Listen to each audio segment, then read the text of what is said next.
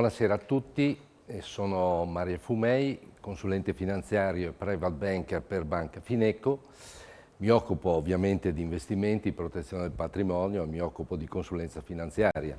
Qui alla Bussola del Risparmio, come ogni venerdì, analizziamo un particolare settore di investimento, analizziamo quelle che possono essere delle opportunità che si possono creare sul mercato.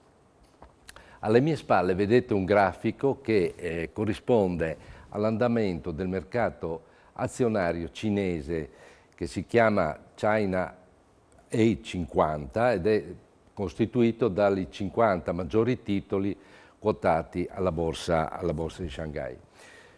Come vedete, in 2 anni circa il mercato azionario cinese ha realizzato un meno 36% contro un più 4 e un più 7 dei mercati occidentali che vedete sopra e che sono relativi alla Standard & Poor's americano e all'Eurostock 50.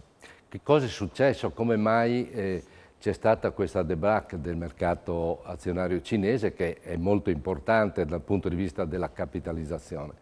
Beh, nel 2021 praticamente il governo cinese ha dato vita a un nuovo corso, chiamandolo Prosperità Comune, che aveva lo scopo di far rientrare le attività all'interno del circuito cinese, proprio far crescere di più il mercato interno rispetto a quello estero e poi evidentemente facendo così ha tagliato gli eccessi speculativi che c'erano sul mercato, in particolare sul mercato immobiliare.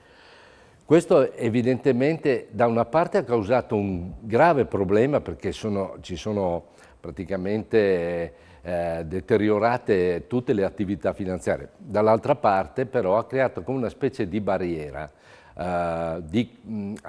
diciamo così, verso le contaminazioni esterne macroeconomiche, tant'è vero che nel 2022 mentre c'è stato un rialzo dei tassi, dell'inflazione, le banche centrali, voi sapete che hanno aumentato i tassi per cercare di frenare l'inflazione, il mercato cinese non ha risentito assolutamente, l'inflazione è sotto controllo e addirittura i tassi sono scesi.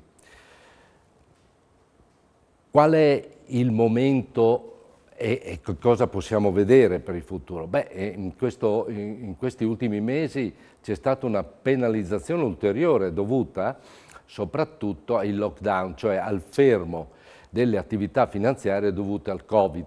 Voi sapete che in Cina non hanno usato i vaccini occidentali, il vaccino cinese è stato meno efficiente e continuano quindi i casi a 40.000 casistiche al giorno. Ultimamente ci sono state delle proteste da parte delle imprese e della popolazione per cui c'è stato un po' un allentamento e sarà ancora di più nel prossimo futuro e questo è un dato positivo. Il secondo dato positivo è che effettivamente oggi ci troviamo con le aziende cinesi che quotano circa la metà come valore price earning, cioè prezzo utili, rispetto alle aziende quotate nei mercati occidentali e questo ci potrebbe far venire un'idea, ecco, di cominciare ad investire su questo mercato, perché è un mercato che potrebbe rivelarsi estremamente efficiente nel futuro. La borsa cinese, vi ricordo che nel 2035 le previsioni sono che eguaglierà la capitalizzazione delle aziende americane. Questo è il mio spunto, vi saluto, buona serata e al prossimo venerdì.